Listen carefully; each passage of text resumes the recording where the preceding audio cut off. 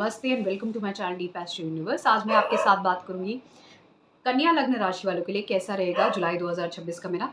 अगर आपके लिए बात करें तो इस माह में जो भी बदलाव हो रहे हैं वो कहीं ना कहीं आपके जीवन में एक थोड़ा छोटा ही सही पर एक बदलाव ज़रूर लेके आएंगे।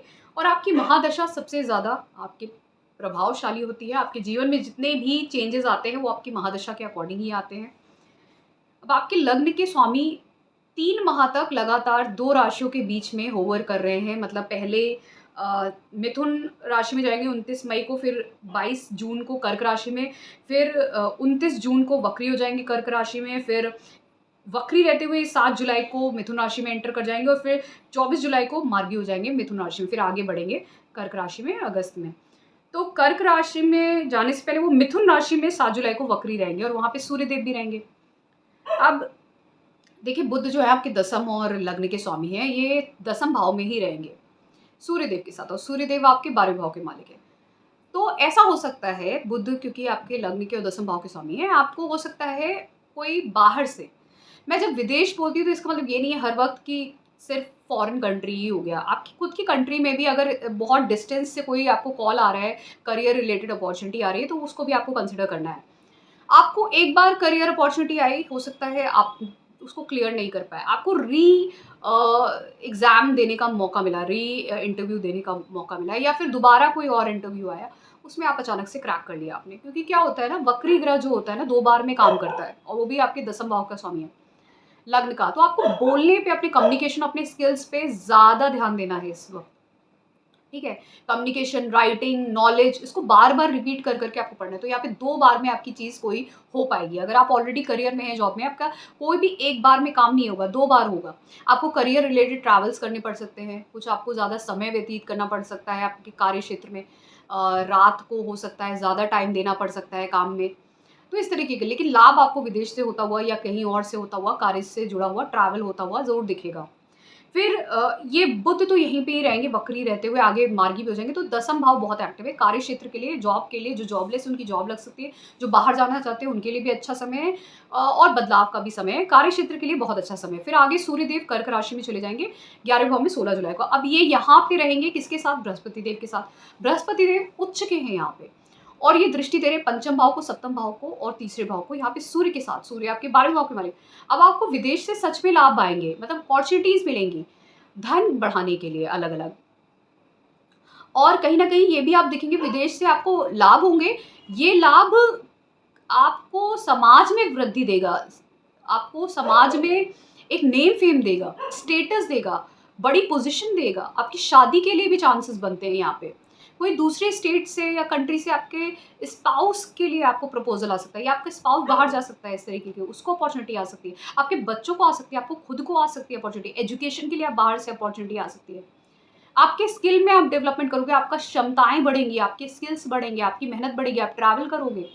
बहुत पॉजिटिव चेंज होते हुए दिख रहे हैं। बहुत सारी आपकी सोशल गैदरिंग होती हुई दिखेगी, बहुत इंजॉय करेंगे, सोशली आपका नेटवर्क बढ़ेगा। चाइल्ड बर्थ की इंडिकेशन है, मैरिज की इंडिकेशन है। तो ये ओवरऑल ये बहुत अच्छा समय रहेगा यहाँ पे। उधर शुक्रदेव भी 4 जुलाई से सिंह राशि में रहेंगे आपके 12वें भाव में, और सिंह राशि में रहते हुए यहाँ पे केतु के साथ रहेंगे। केतु के साथ ही यहाँ पे जब है, तो राहु यहाँ पे आपके 6ठे भाव पे है।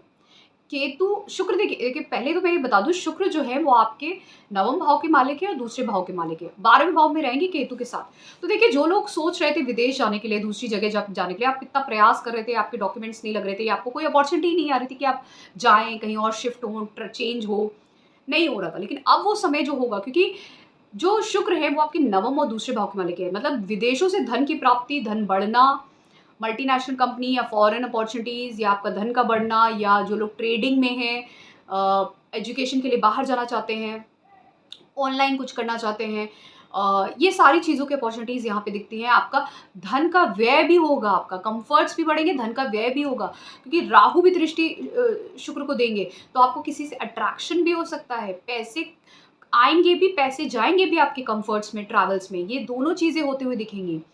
ठीक है, और क्योंकि राहु 6ठे भाव में है, आपका आपको कंपटीशन में विजय प्राप्ति ज़रूर दिलाएँगे, चाहे वो किसी भी तरीके के हो। लेकिन ध्यान रखिएगा, जब आप कम्फर्ट्स को एन्जॉय कर रहे हैं तो किसी भी इल्लीगल एक्टिविटीज़ में या इलिसिट अफेयर्स में या किसी भी गलत तरीके के कामों में नहीं जाना है, क्योंकि ये राहु छठे भाव का अक्सर मैंने लोगों को ट्रैप होते हुए देखा है, लोगों को ईएमआई में ट्रैप होते हुए देखा है, लोगों को हेल्थ इश्यू में ट्रैप होते हुए देखा है, लोगों को कोर्ट केस में ट्रैप होते हुए देखा है। तो इसलिए आपको इन सब चीज़ों से बच के रहना है इस माह में, ठीक है? तो राहु ये आपके कार्य क्षेत्र के लिए, धन के लिए, परिवार के लिए वृद्धि लेके आएँगे और समाज में भी आपकी वृद्धि होगी, धन भी बढ़ेगा, कम्फर्ट्स भी बढ़ेंगे, शादी के योग, नया अट्रैक्शन होना किसी के साथ, ये सारी चीज़ें होते हुए दिखेंगी, ट्रैवल्स भी होंगे। फिर उसी के साथ-साथ जब मैं बात करती हूँ शनिदेव की, देखिए शनिदेव मीन राशि में है। शनिदेव यहाँ पे मीन राशि का मतलब है सप्तम भाव में, और शनिदेव आपके पंचम और छठे भाव के मालिक हैं। सप्तम भाव में होने का मतलब है ये यहाँ पे रेवती नक्षत्र में होंगे। रेवती नक्षत्र इसका होता है, बुध का नक्षत्र होता है, जो दसम और लग्न के स्वामी हो जाते हैं। तो सप्तम भाव में जब शनिदेव हैं तो ये कहीं न कहीं आपके कार्य क्षेत्र में वृद्धि करेंगे। आपकी पर्सनैलिटी में ग्रोथ आएगा, आपके करियर में ग्रोथ आएगा, आप सामाजिक तौर पे बहुत ज़्यादा मान-सम्मान पाएँगे। बहुत सारे लोगों के लिए यहाँ पे ट्रैवल के चांसेस अब यहाँ पे खासकर बन जाते हैं कार्य क्षेत्र से जुड़े हुए, क्योंकि सप्तम भाव भी आपको ट्रैवल कराता है।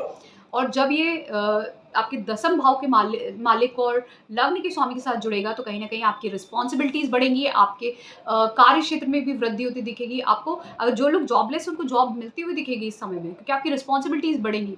मैरिज होती हुई दिखेगी आपकी बहुत सारी, क्योंकि फाइनल नक्षत्र है आपका, ठीक है? और कहीं न कहीं आपके ट्रैवल्स डेफ़िनिटली होंगे, 100% होंगे ट्रैवल्स आपके इस माह में। चाहे वो एक शॉर्ट पिलग्रिमेज का ही ट्रैवल क्यों ना हो, चाहे एजुकेशन, करियर के लिए ट्रैवल क्यों ना हो, ट्रैवल तो ज़रूर होगा। फिर यही जो शनिदेव यहाँ से रहते हुए जो दृष्टियाँ देंगे, वो आपके लग्न पे भी देंगे, चौथे भाव पे भी देंगे। आपकी मदर की, आपकी रिस्पॉन्सिबिलिटीज़ बढ़ते हुए दिखेंगी यहाँ पे। और समय ऐसा है कि अगर आपकी रिस्पॉन्सिबिलिटी नहीं भी है ना, तो रिस्पॉन्सिबिलिटी आ जाएगी, शादी हो जाएगी अचानक से, जॉब मिल जाएगी, घर की रिस्पॉन्सिबिलिटी आ गई, चाइल्ड बर्थ हो गया, उसकी रिस्पॉन्सिबिलिटी आ गई।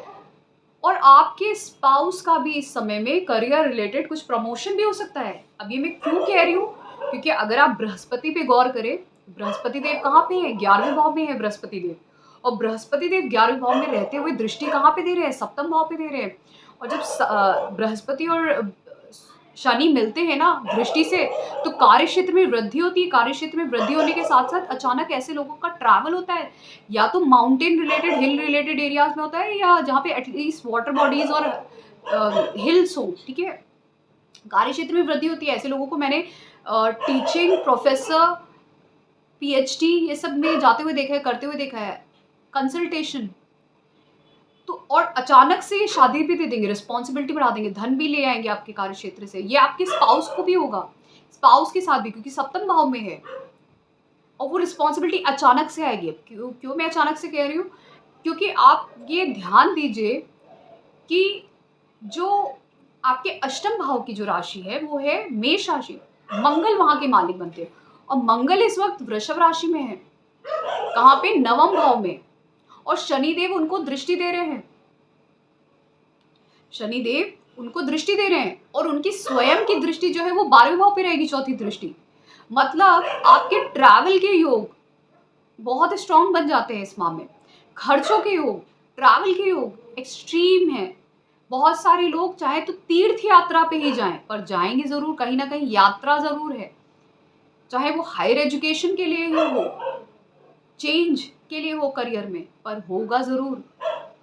उसके अलावा भी ये जो मंगल देव है नवम भाव में रहते हुए, ये आपके पिता की हेल्थ भी डिस्टर्ब करेंगे, पिता के साथ मनमुटाव भी देंगे, क्योंकि अष्टम भाव के मालिक हैं।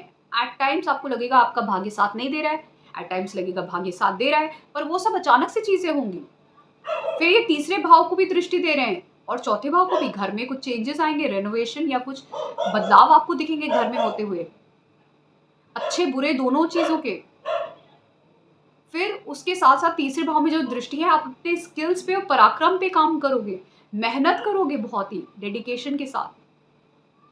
और ये ध्यान रखिएगा, क्योंकि ये मंगल मेष राशि से अपने दूसरे भाव में जा रहे हैं, तो अष्टम भाव मतलब अचानक से चीज़ों में आपको दिखेगा कि अचानक से, या रिसर्च ओरिएंटेड जो काम है या इनहेरिटेंस के काम है, जो अचानक से धन मिलने का है, अचानक से कोई चीज़ जो होने है, वो भाग्य के साथ आपके हो जाएगी जीवन में। अचानक से कोई एक चीज़ भाग्य के साथ आपके जीवन में हो जाएगी, जो आपने एक्सपेक्ट भी नहीं किया होगा, अच्छी चीज़, पॉज़िटिव। और वहीं पे यही जो मंगल देव की दूसरी राशि आती है, वो आती है आपके तीसरे भाव में, और वहाँ से सप्तम भाव में होंगे, नवम राशि में मंगल देव। तो इसका मतलब है आपके ट्रैवल्स होंगे इस माह में।